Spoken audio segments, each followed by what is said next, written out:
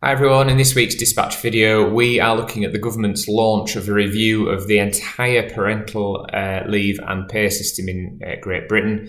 As if we didn't have enough to do preparing for the Employment Rights Bill, we're now potentially looking at a complete overhaul of the family leave system. So this looks at paternity, adoption leave, shared parental leave, neonatal care, which only came in a couple of months ago, so why not look to change it already, parental bereavement leave and pay, and unpaid parental leave. So all of that comes under the banner of the parental review system.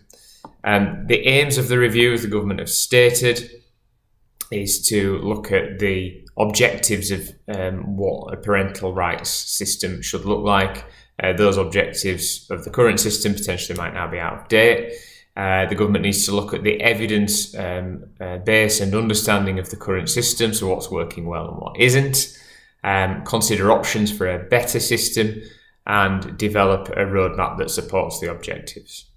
The terms of reference propose a number of objectives, so importantly supporting the health and recovery of the mother after birth, supporting economic growth by enabling more parents to stay in work after starting a family, reducing what is known as the motherhood penalty, so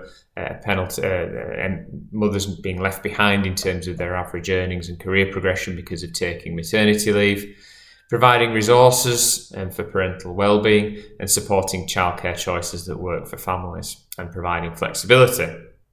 So there are some statistics around the current system which are quite interesting to me.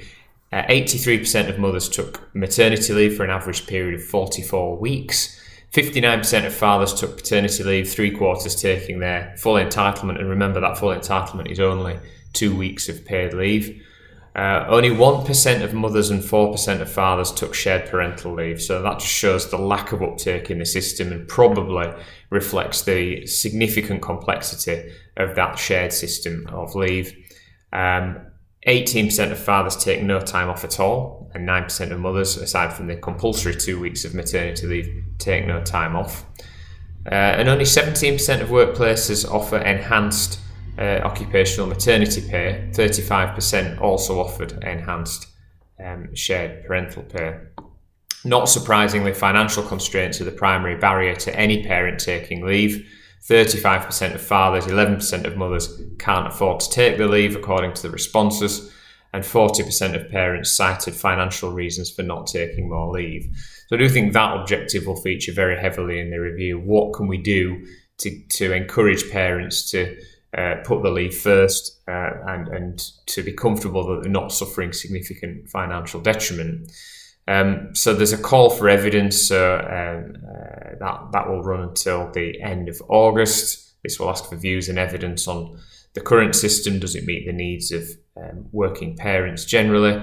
Any additional comments will be gathered, and then there will be a review that lasts for 18 months to the end of 2026. So again, not to panic anybody, this isn't something that's going to come in imminently. It will probably feature in April or probably even October 2027 onwards.